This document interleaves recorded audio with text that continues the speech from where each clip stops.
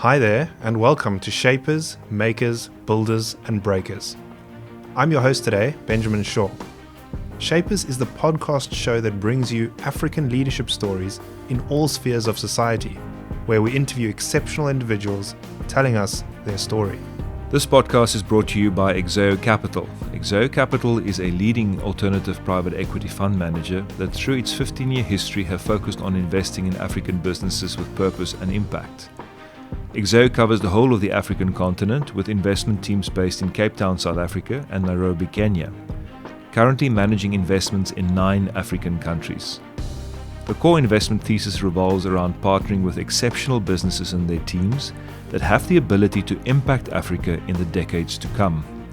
EXEO does this through providing growth capital to these businesses, but more than that, leveraging a partnership ethos with the companies they invest in. For more information, please have a look at their website, www.exeocapital.com. That is www.exeocapital.com. Since the start of the Shapers podcast, the approach to interviews has remained the same. Engage in peer-to-peer conversations by asking the questions that we would most like the answers to. We hope that you will enjoy today's conversation as much as we enjoyed recording it. Without any further delay, let's dive into our next episode of Shapers, Makers, Builders, and Breakers. Think of the human body as the most advanced piece of technology we'll ever work with. Every movement is a data point, every action a signal, and every performance a chance to better design outcomes for health, for sport, and for society. Our guest today has built his career at that very intersection, where science meets innovation. Professor Habib Noorbhai is a sports scientist, researcher, and entrepreneur who has turned biomechanics into breakthroughs and is now working with startups to bring those ideas into the real world. And in one of the more surprising side quests of any academic journey, he also carried the title of Mr. South Africa, a milestone that added a public persona to what would otherwise be a deeply scientific path. He's here to talk about research, innovation, and what it takes to shape a future where science doesn't just live in journals, but in the products and lives we use every day. So welcome, Habib. Thanks for having me, Ben, and congrats on a fantastic podcast. Thanks very much. Thanks for joining us. Before we dive in, let's just talk a bit about the early journey. What is it that drew you into the world of sports science and ultimately led you down the academic path? I started playing cricket from a young age, at about the age of 5, and just like any other boy who wanted to play cricket for South Africa, it was my dream to play cricket for my country. Unfortunately, that dream was curtailed at the age of around 17 when I suffered a very severe lower back injury, which did not allow me to pursue cricket further, or at the very least on a similar scale. And during that period, I had to go for several months of rehab, and I got to meet physiotherapists, biokineticists, sports scientists during that journey. And when I was able to get back onto the field, I really took an appreciation towards what they did to help me. Although I was not in the same kind of standard to take it even further, I had to then say, I need to diversify my thinking here. If cricket's not going to be the career choice, what am I going to do? And so, long and short, that's what motivated me to go towards the field of sports science. And you said you were playing cricket. What were you, a batsman and bowler? Originally, I was a bowler. Okay. I then eventually evolved into a batter, or kind of bowling all-rounder. A bowling all-rounder, batting all-rounder. Okay, that sounds like a good transition. And for those who don't follow cricket, we'll let you go and research that. It did ultimately lead you down an academic path, which we'll come back to. But what was it that moved you from sports science into continuing to look at academic pursuits of, well, you'll tell us exactly what it is you researched. Yeah, so I did my internship as a biokineticist at the Sports Science Institute of South Africa here in Cape Town. I was in private practice for a few years thereafter that, and was privileged to help a number of patients and athletes with various types of conditions. But I think for me, I always had a curiosity of wanting to know more, understanding more, always knowing till today that we don't know enough. We're always learning every day. But I think that hunger as a young 20-year-old, you're always thinking, how much more can I learn even further? And when I did my master's study, I got to understand a very brief glimpse of academia. And that What was showed your me... master's in? My master's was in biokinetics. Okay. And then eventually I went in to do a PhD in sports science. So I went into both realms of sports science and biokinetics. And having done postgraduate work at UCT just allowed me to also enter that brief space of academia. And where a lot of the time it wasn't necessarily about the answers, but about asking the right question. But in private practice, you're trying to give answers to patients, or you're trying to help them, but not always are you asking questions. And I think academia, one of the first things you do when you get into the door is about asking questions and trying to answer that question. And then from those answers, more questions emanate. So I think that kind of curiosity was a spark for me to kind of understand more, know more, engage with more people, work with different people, and not being in a kind of a 8 to 5 p.m. private practice job where it's one patient, one athlete after the other. It was maybe just a lunch break, but at least you had the flexibility from teaching to research to community engagement within that area of expertise to really do what you are still passionate about. So that kind of motivated me to merge or migrate towards academia. That's very interesting. I've never heard anyone describe the difference between, call it practice or real world industry and academia. I've never heard the description of, well, one, you have to give answers, the other, you spend time finding the right question. That's a very useful heuristic. And you've highlighted the fact that curiosity was the reason that you love being in that space. I'm curious to understand or to know that if you moved through that through that thinking, you then wanted to continue, and you went all the way to doctorate level, if I recall. What was that journey like, and how did you select from a wide variety of options what it was that you focused on? Yeah, that's a good question, because I do remember my honours project being on cricket, and that passion of cricket continued. So that's even though a constant, right? So even though I was injured, I was like, I still love the sport. Right. It gave a lot to me, so it's only fair if I try to give it back in some way. My master's topic was completely different. It was on cardiac rehabilitation for elderly patients, so completely different to the cricket. It was more around geriatrics. But the MPhil program at UCT was intense, but it was an excellent program where you had 8. It was coursework and research. So you had 8 modules on high performance rehab, strength training, conditioning, etc. And then you also had research. And then when I got into my PhD, I eventually said, okay, now I definitely want to do something in cricket. Okay. And I was very fortunate to had meet at the time in January 2012 Professor Tim Noakes, and him and I engaged. And He was also at sports science, wasn't he? At the time? Yes. He was the discovery chair of sport of exercise science and sports medicine at UCT at the time. Wow. And all new students or all new candidates had an opportunity to have a brief interaction with him and other colleagues in the department. And one of the first questions he asked me is, what are you passionate about? And I said, cricket. And he said, okay, you and I have to talk. So when I finished my master's, which is around towards the end of 2013, start of 2014, I went into his office, had a meeting with him, and he basically just gave me the topic. Right. And he said, go home and think about it. I said, there's nothing to think about, I'm doing it. And the topic then was Donald Bradman had a very unique batting style or batting technique. We need to understand why, and we need to look into the batting backlift technique in cricket. Sure. So that 5 words was the topic of my PhD. Wow. Well, spending time watching Don Bradman bat couldn't have been the worst way to do a PhD, I'm sure. Okay, fascinating. And that PhD was then also at UCT, so you did all your postgrad work there.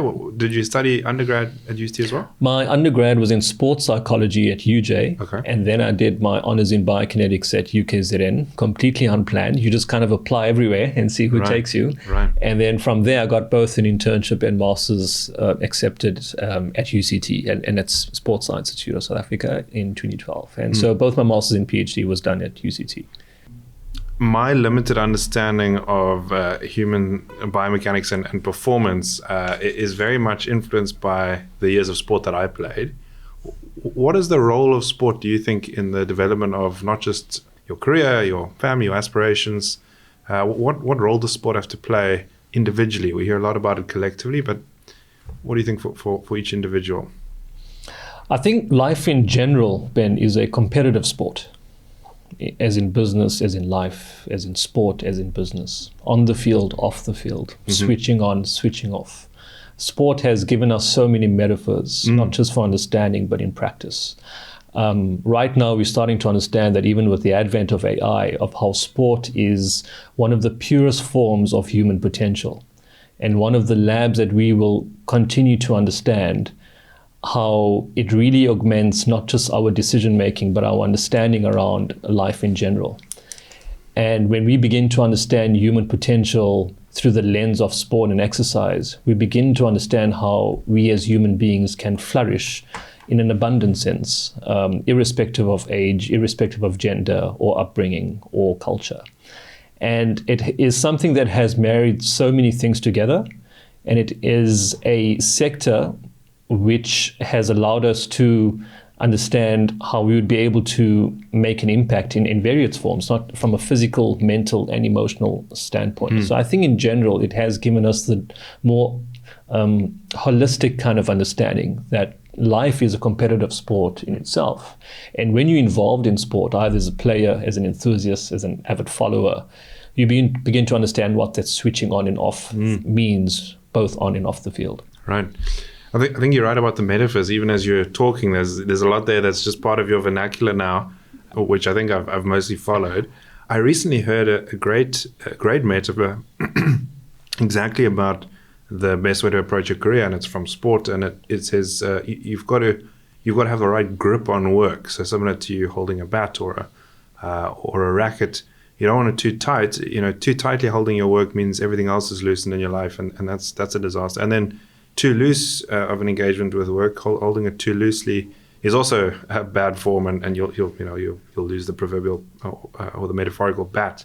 So I think you're right, and I really like the point you make about it being pervasive through all of our life. I guess on an individual level, that's true. Collectively, society also reaps the benefits of commonality. We see that across the World Cups every 4 years with rugby, for example, and I'm sure you would say the same for cricket. You're now working not in academia, right? You're involved in sports innovation and startups. How do you take the rigor of research and now put it into a product design role, or into a founder role, or into an advisory role that entrepreneurs, but also ultimately athletes, are going to be able to use? Well, what's the vision? Talk us through that. I've still kept a foot in the door with academia through as a visiting professor at MIT and other universities. But I think for me right now, it's about how do we translate that research findings and discovery of what we've done in our field towards impact.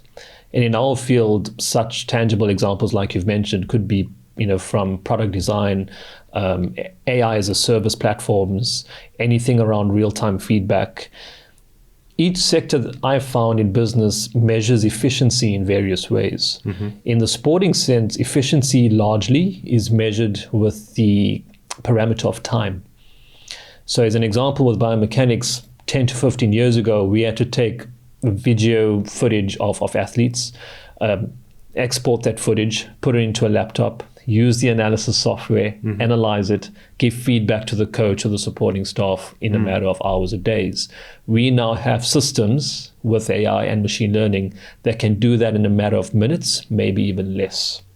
The key question, or the ground truth that we are now trying to understand or seek, is whether that is actually accurate, and at what scale are we giving levels of accuracy and precision to the end user, or even confidence intervals. Right.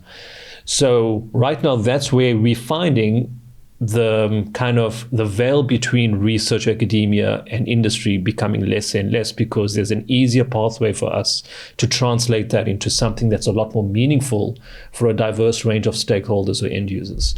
And when we have that veil becoming less of a blur in our kind of sector, that's magical. And that's one of the reasons I now find myself at the hybrid form of both as an academic and as a creator or innovator, to see how we can make an impact in this space. And so those sort of product design, you talk about efficiency in being able to deliver feedback, which is ultimately, as you say, a time thing. But presumably those products go beyond just giving feedback to users. They must also be valuable to product companies, to services that are being designed, to technologies that are actually either extenuating or expanding sports reach, or the way sport is played. I mean, is there anything you can tell us about that? Are you involved in projects like that? I mean, absolutely. I mean, we find that in the products space, it's evolved at a rapid rate. I mean, you'd know the evolution of cricket bats, the evolution of training shoes, the evolution of different types of footwear that our sports apparel stores are coming up with on a daily basis. It's not because they want to make more revenue or more business. It's because it probably is that as well, but it's the key factor. But the design philosophy and innovation mindset behind that is because things have evolved over time. Our thinking behind everything has to evolve, and as a result, the product design and design thinking philosophy evolves as well. So how are we able to make, for example, a better shoe for someone who has plantar fasciitis, or someone who is rigid-footed versus flat-footed? How are we able? We just basically spoke just offline now about baseball batters. How can we create better cleats for baseball batters when they are batting at the plate or running between the bases?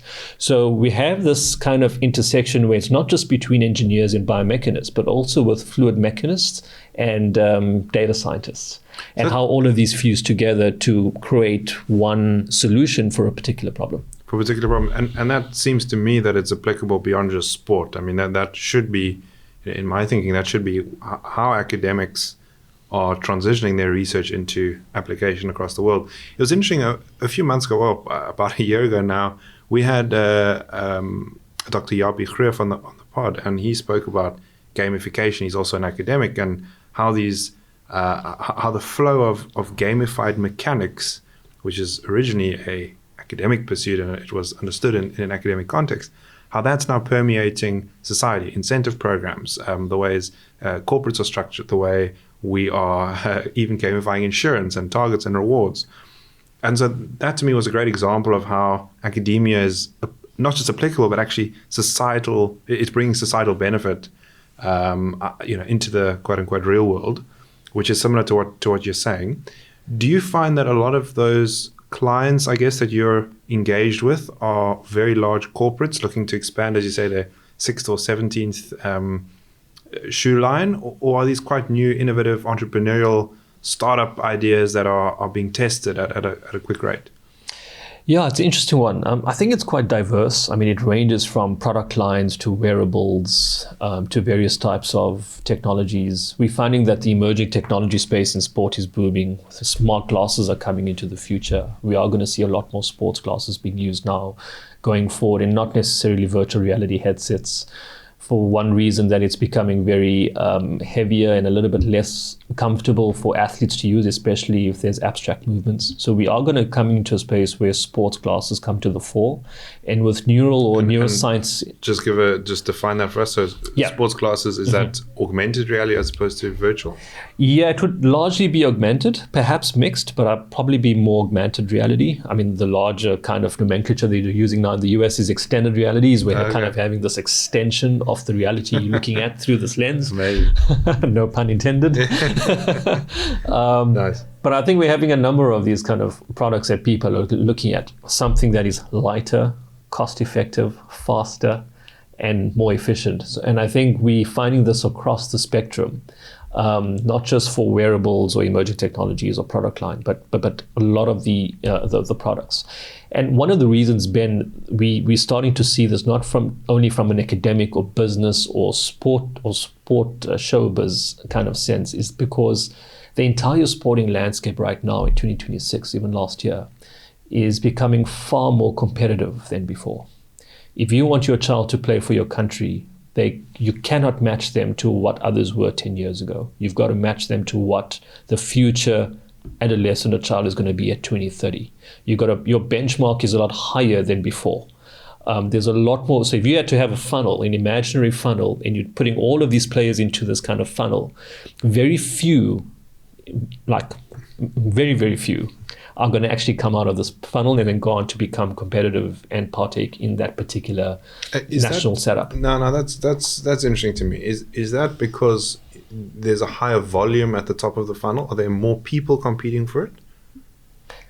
It's both. It's all, there's a lot. So in terms of quantity, there's a lot more people competing at the top. but also from a quality perspective, there's a lot more people applying a smarter approach when it comes to coaching, training, integrations of tech, AI, etc. So you're saying both the ceiling and the floor are being raised in terms of average level, or your new benchmarking has gone up, in addition to there being more people to benchmark against. 100%. Okay, and you're right. I guess that's happening in sport across the world, partly because all the resourcing that's come into it, and it's not just sport. That's happening, I think, in a number of disciplines. Which sports, out of curiosity, which sports do you see that most keenly, and where are the developing sports nodes or codes across the world?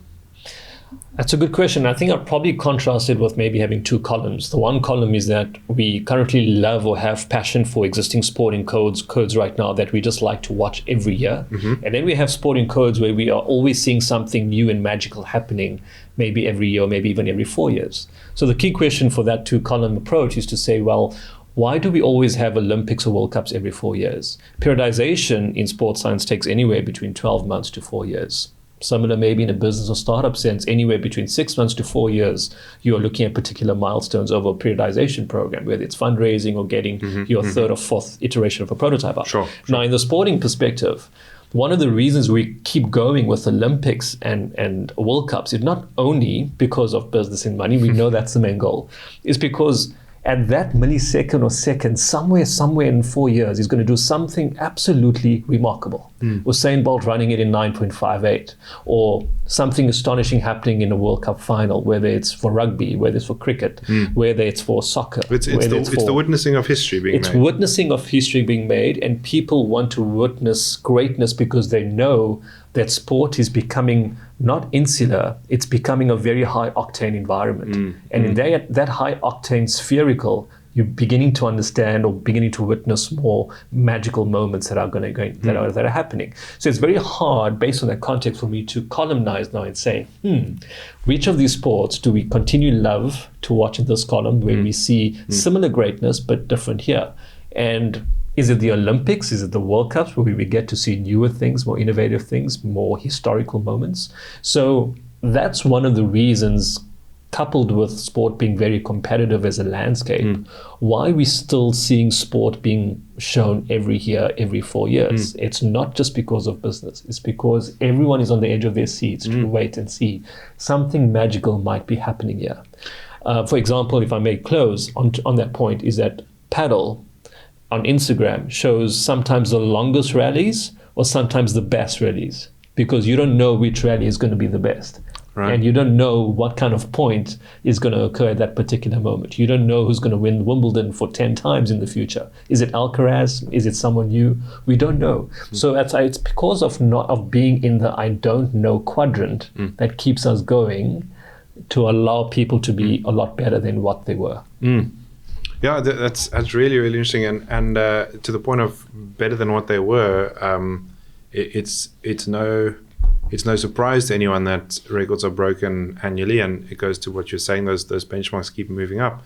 But also, and I'm sure you have more insight into this than I do, but I've come to understand that the psychology behind a record is always that if someone else could achieve it, everyone else now believes that it's possible, and that sort of that hurdle just keeps on moving as society collectively believes in itself. Sport is as a subject is fascinating, and we could talk the whole time about it, which I don't think would be all that interesting to everyone. But a couple of other questions or points to make. The one is that sport has become a lot more commercial, and I'm interested to know whether that has affected any of your work, whether that's affecting academic studies perhaps more broadly. And then secondly, sport has also become a lot more entertaining. And what I mean by that is the purists of the game, and cricket's a great example. Test cricket, I grew up watching Test cricket. I'm now in the minority. You're nodding. You're the same. It's because I enjoyed the genuine tension between bat and ball for 5 days. It was a great test. It's been put to aside with a new virtue coming up, which is entertainment. And you've got these T20 games, which are hugely high octane, as you said, hugely entertaining, fast-paced. A little bit of things for everyone. You didn't have to understand the game as well to enjoy your experience. Are those two trends sort of across all sporting codes? So the commercialization and then this move towards entertainment rather than pure sport? I think so. I think sport in itself right now has become a very huge commercial model. I think a case in point with cricket, it's a very good example you bring up.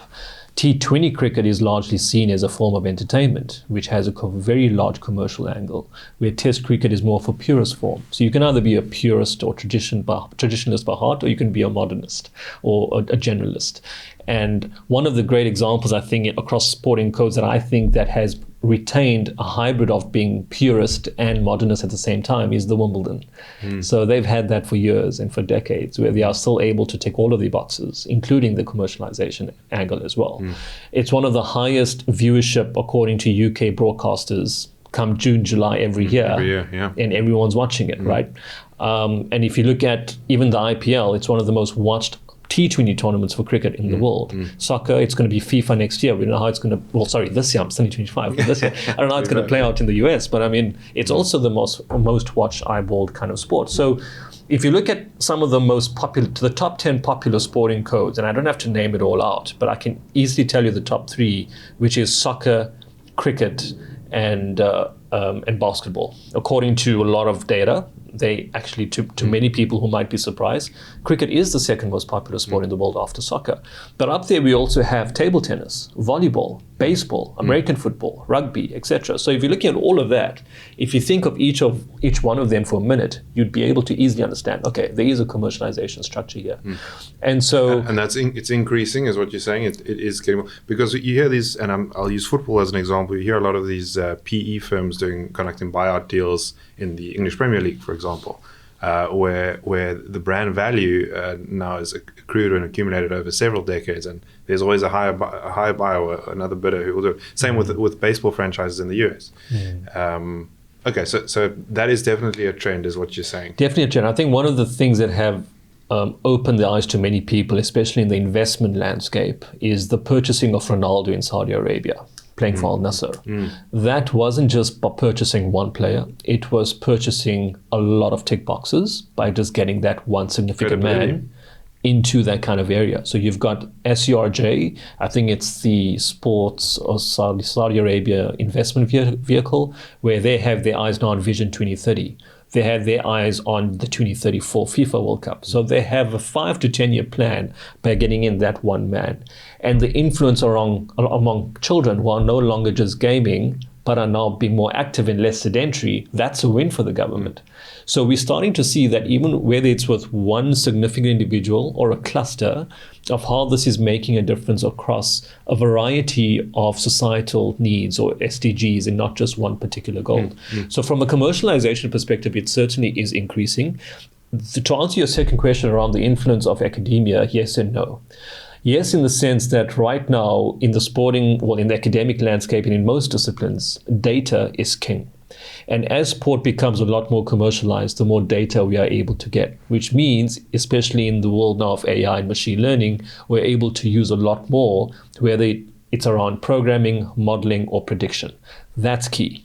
And in the sporting context, when we are able to model, predict, and understand better, that is also further commercialization for a variety of stakeholders in sport.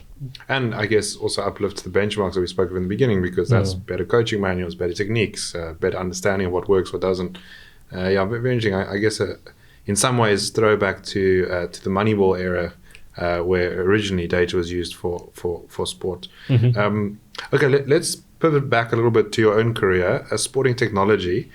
To me, it's a crowded space. I mean, tech is already where most entrepreneurs want to be playing, but sports technology, because everyone's passionate about sport, it sounds like the best place to be. So from your vantage point, what are the most sort of interesting opportunities for innovation, but perhaps that people aren't paying attention to, that we wouldn't have come across in the work that you're doing and maybe in sports tech more generally? I think in terms of an upside bet in the sporting sense, I think software is certainly having a very strong hold right now. AI as a service specifically within the sporting perspective. Retention. Is that for analysis of what? that's just looking, in the sector now more broadly within the last few months, because there are certain challenges with certain hardware startups coming to the market where it either fails or it just doesn't take off. But with software, depending on the attrition or retention rates, it's a little bit more of an upside bet compared to a hardware kind of a startup, unless it's something completely fantastic. So sports tech still better to look software than hardware at this point. Got it? What else? Yes. Emerging technology, I think, is a silent giant going forward.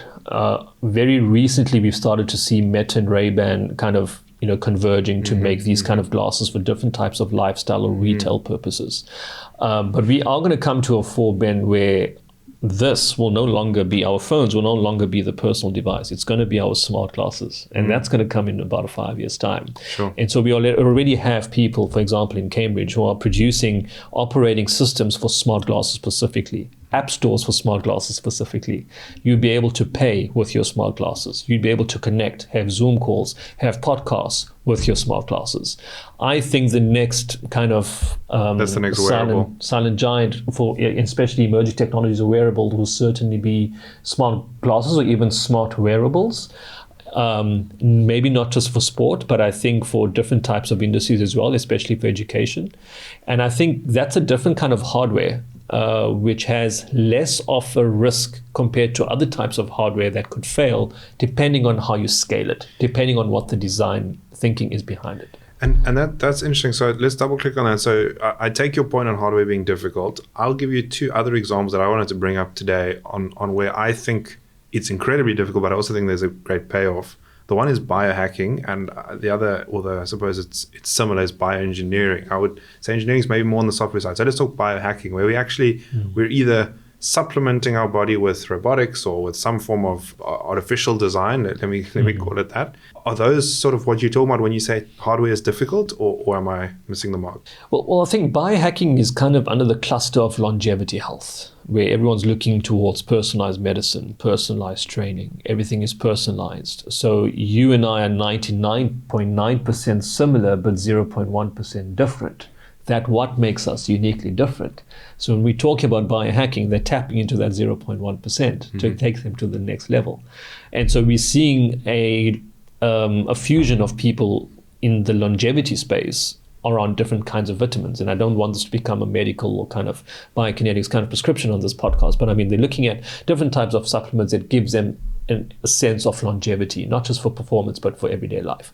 So biohacking is certainly something that's taking off. People are looking at different types of vitamins, different types of supplements, and also different types of, not wearables, but I'm not sure what the term is. They're insertables, I guess, ones that actually they're into your bloodstream, or you have them attached to your body that gives you the recommendation, okay, you need more iron, or you need a vitamin B shot, or whatever it is. Even that, would you consider that a longevity hack rather than a pure sort of technology?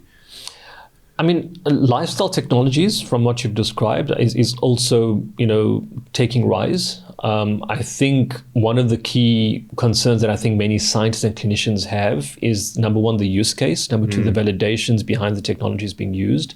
If you're coming towards a confidence interval of 95% or more, you're good. If you're coming in less than that, how precise or accurate is it? That's a question that we'll always kind of have. And then the third thing is that how kind of widely accessible is that to many people who may not have access to that? And then the fourth point, if you want to add to it from an ethics perspective, is who does that data belong to once they have that kind of thing? So, for example, I don't want to mention any particular industry names, but a very big kind of wearable provider in the US right now has just got into trouble with the FDA because they regarded blood pressure as a clinical variable, and that was not cleared from their data kind of mechanics. So it's kind of those kinds of loops that you want to look towards. And so to answer your question a little bit more simply, but more general, is that it's very hard to pinpoint one specific category of tech, whether it's software or hardware, that's really going to boom. But I think if the software or the hardware technology ticks those boxes of it being scalable, validated, widely accessible, not as niche as others, it has a lot of room for expansion and to scale, not just as a good business, but also as an impact marker for people that it will help. I like that last point, that impact marker. I think one of my biggest concerns coming into the new year, and of course everyone does their reading over the holidays, comes with fresh ideas into the new year. So you'll indulge me, is that technology that will affect human performance and behavior will not be accessible to 80% of the world, 90% of the world. And I do worry that there's a risk that we almost further the gap between the haves and the have-nots if we are going to pursue technology that you're saying is only going to affect the 0.1%. But I would turn it around and say, well, that would be to get everyone back to an average. I suspect that the people who have access to the tools and the means and the technologies to really bioengineer themselves into more longevity or more strength or more whatever it is that they want, more intelligence, more hair, they're not going to be worried about that 1%. They're going to look at the 99% that they would actually like to improve upon. And I know there's a lot of literature out there, and let's not go into conspiracies. But that, I think, is a really interesting intersection, and why I appreciate you saying also we must look at things that will impact humanity for positive, not just the few who want an advantage. Mm-hmm. Let's come before we go too far down that path. Let's talk about something else. You were Mr. South Africa. You are. Do I say you were? You were Mr. South Africa, and that's a milestone that very few academics would ever have on their CV. I think it's fair to say. How did that chapter shape your own journey, positively and negatively? Perhaps you can tell us. And what does it teach you about influence and your own identity now, as you say, as you've stepped sort of beyond that role? Right. Ben, it's been 10 years since I won Mr. South Africa. 10 years. Well, it happened in 2016. It's been that long. Wow, I feel old. But I mean... Well, you don't look... So, yeah, I mean, for starters, till today, I don't even know how I won that competition. I mean that year... I learned a lot just during the challenges with fellow contestants and finalists. Take us through, just at a high level, what is that journey? What is the, Yeah. I mean, I'm sure people have, people like me who I have no idea. So It was a once in a lifetime experience because it's very different to academia or business. You kind of put into this kind of spotlight. And for someone like me who does not like to be in the spotlight all the time, it was very hard for me to adapt to that kind of spotlight. But you kind of learn and get a lot more confidence around public engagement, how to help people. You meet new people, a lot of networks. Is this part of the challenge before you're selected? I mean, how are you selected? Maybe start there. Okay, so let's go back then. So the challenges, there were about 80 guys in that year who basically entered, and it only came down to the finalists of top 12 if you basically did well in the challenges. And the challenges before were based on charity, business, sales, networking, and marketing. So they tried to make a very diverse kind of challenges by looking at a well-rounded kind of a man. Give an example of what that was for you. I don't know, sales, for example. One example, I'll give an example of the longest challenge, which was the charity one, and that was random acts of kindness. So we had to do 30 days of random acts of kindness. And I really enjoyed that. And I asked organizers, I don't want to do this for a challenge. I'm really enjoying this. I want to do it for 100 days. So I extended my 30-day challenge to 100 days. And so every day doing something altruistic for someone different in need for that particular day, whether it was helping them, advising them, giving them food, giving them water, filling up their car for that day randomly, buying them like a packet of groceries, buying their stationery work for their children, for the new year, whatever it was. I mean, we had a whole list of 100 different ones that I made. But in that, it was meeting new people and understanding one key point, Ben, was that none of them necessarily wanted anything. They just wanted to be heard. And I think from there I understood that the humanity in the human side of people is that sometimes all they just want to do is just to be understood and heard. And taking that challenge into my reign allowed me to network and engage with people on a very different level. I think what I took away from that was listening more than talking, appreciating more, having a lot more gratitude, and just understanding the value of health and family over wealth. And you understand the different types of wealth, whether it's from, say, Hill Bloom or Robin Sharma, whatever it is. You begin to understand the different types of wealth that people give you. We all think it's financial wealth. It's incorrect. If you want to kind of establish a sense of balance, or your ikigai from a Japanese philosophy, it's looking at those different types of wealth. And I think that year kind of cascaded me into understanding things from a very diverse level, from meeting President Cyril Ramaphosa, from meeting the DA leader, from meeting, heads of council, from meeting a lot of people in high kind of levels and understanding where things are, whether you're at the top, whether you're at the bottom. Humanity is converging throughout on a very same, kind of a similar scale when you take money out of the equation. So that's why I started this new channel. I'm not kind of marketing it, but I mean the A4s basically stand for AI, athletes, academia, and altruism. Because for me, that is a kind of common thread that gels everything together in what we do. So that A4 I want to come back to, because I want to give a bit of airtime into what it is that you're doing to carry it through. Just to end on the Mrs. Africa journey. So what you've articulated is sort of that change that it made to you, and the fact that being altruistic for a challenge actually was so meaningful that it's now sort of part of your life, and at the time obviously had a big impact, but I think it's fair to say, and I've known you for a while, it's carried through. So there were 12 of you left. What is the process to then get elected or selected? So I think they just had rankings after every challenge, and then the final 12 or 14 went to the final here in Johannesburg, and then basically the final was basically wearing different types of clothing, answering questions to the judges, etc., etc. But I think the judges weren't just looking, I think, at the final night; they were looking at you throughout the entire competition. And Fantastic. I think that's basically. Then they had the top 5, and then from the top 5 they had the winner. Still now, the rest is history. Congrats, and I'm sure also a good networking opportunity that you would have met a whole bunch of other similar or like-minded South Africans, which, as I said, is not not everyone's story. Not many people have gone through that experience. That's obviously a positive output, sort of the altruism, and you're going to talk about your channel. Any negatives, anything that you reflected on outside of the wealth? I think that's an interesting comment that we're a bit fixated on that, perhaps. What did you take from that and say, okay, actually, I'm quite pleased to be putting this mantle down after a year, or was there nothing? Yeah, I think it was. I kind of felt pleased to not necessarily be in the spotlight kind of anymore. Okay. It also allowed me to leverage academia even more by not just being your conventional academic focusing on teaching, research, community engagement, but applying a little bit more creatives and media into academia and translating. When you're talking about translating academia to industry, using that kind of that platform that I had and the networks that I had to cascade that kind of research we were doing into various types of impact markers. Yeah, and give it a public face, right? I mean, I would say you've been able to, or since then, over say the last decade, been able to bridge public engagement with entrepreneurship and your research, which is a wonderful output if you're going to sum it up and put it forward. So tell us what you're working on now. What is the channel? And you mentioned the fact that you're wanting to train. Maybe give us those 4 A's again, and how has that been effective in your most recent journey?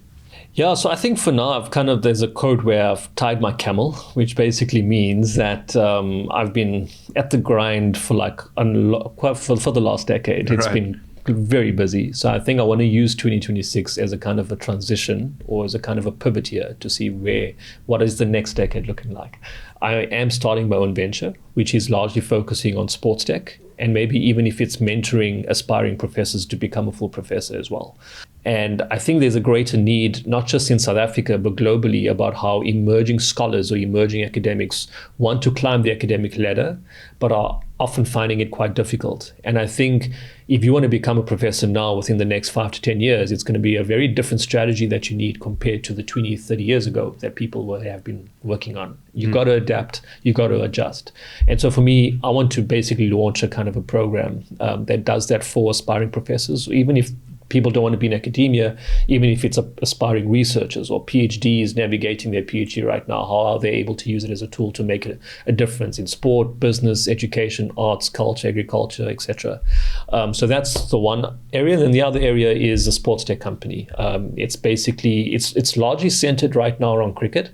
But I think for me, it's about growing it into something that would be multi-purposed for sports in general, whether it's an app that it's an AI as a service app, looking at a wearable technology option in the future, or even just focusing on some level of education within the sporting realm, and basically what we spoke about, but just kind of expanding that a little bit more and understanding what the commercialization of sport looks like. So I think a lot of my time is going to focus on that. And then the last vehicle is my own YouTube channel, which is A4 Digest, which stands for AI, Academia, Athletes, and Altruism. And just the purpose of that, Ben, is just to showcase learning and educate people and give them some sort of evidence-based insights, and in a more engaging and practical perspective. It's a video shot kind of production in studio, And at the same time, if obviously the opportunity for anyone who wants to kind of partner with us on that podcast to help even more people, and even layer it towards other countries, or even to a podcast with guests, with experts in our field, that's the goal as well. Yeah. Well, that's fantastic. It's also a really great summary of all of the themes we've been discussing, that you're able to add back to industry in the form of a startup looking at technology, as you say, sports technology. You are focused on the teaching, training, uplifting, and assisting, I guess, mentoring you mentioned. And then thirdly, this opportunity to share and uplift and raise the benchmark of all people who are going to be following your channel, which we'll share a link to in our notes, the A4 Digest. And congrats on that. I hope it goes really well this year. Maybe just last two questions. Looking ahead, you can see the intersection of sports science, innovation. You mentioned a bit earlier, you spent time in MIT, so you've got a very broad view of the world. Where would you, if you were an aspiring student now, starting off very interested in sports science, interested in maybe biokinetics, what would you suggest? What advice would you give them looking to pursue, if not your career or your role, to pursue an interesting and exciting and impactful role in the future? Right. It's okay to make mistakes in your 20s. Don't see it as failure. Learn as much as you can. Don't underestimate the power of computer science, data science, and engineering. I think those are the three main forces that are going to shape sector-agnostic fields in the future. Whether you want to become a medical doctor, a chartered accountant, investment banker, to everything. It will be completely relevant to everything. And I think do not underestimate the power of those fields, because even in those fields, those experts are continuously learning as well. Quantum computing, computational modeling, very important areas. Please do not underestimate your health, because whether in your 20s, 30s, 40s, 50s, the nature of your audience may be at any age, at any time, do not underestimate your health. Put a lot of focus on it. It's what's going to carry you through. Do not underestimate time with your loved ones and family. Success is nothing without health and family. And no matter what your success or CV looks like, at the end of the day, what's really going to matter is your health and your family. Sure. And I think with maturity and as you go through life, I've known you now for 13 years. I think you and I would be able to resonate and assimilate to those kinds of points where you start to look at the bigger things that matter. Money will come and go. Time, once it's gone, you can't get back. But energy is something that fluctuates. And so energy management always trumps time management. Manage your energy, coordinate your time. That's lovely. I haven't heard that before. I will apply that. That's a lovely way to end. Thanks, Habib. I appreciate that. Some of our listeners might want to contact you going forward. Would you give us your details? You've also written a few books. Maybe tell us where people can find them. If they might be interested. Sure. My website is habibnoorbhai.com. You'll be able to find all my information there, from services to the channel, to our projects, to students, to my global partners, as well as to the books. So thanks, Ben, for having me. It's been a great chat, long overdue. Really appreciate it. And all the best to you as well. And I hope your channel grows from strength to strength. Thanks so much. We look forward to staying in touch. Thank you for listening to this episode of Shapers, Makers, Builders and Breakers. We trust that you've been encouraged by what you've just heard. Subscribe to future episodes and find out more about us at shaperspodcast.co.za. That is shaperspodcast.co.za. Well, that's right. Don't forget to subscribe for new episodes and other content. And remember, share any feedback with us. We'd love to hear from you. Find me on Twitter at b_d_shaw or via email. We look forward to your company the next time on Shapers, Makers, Builders and Breakers. Until that time, cheers, bye-bye.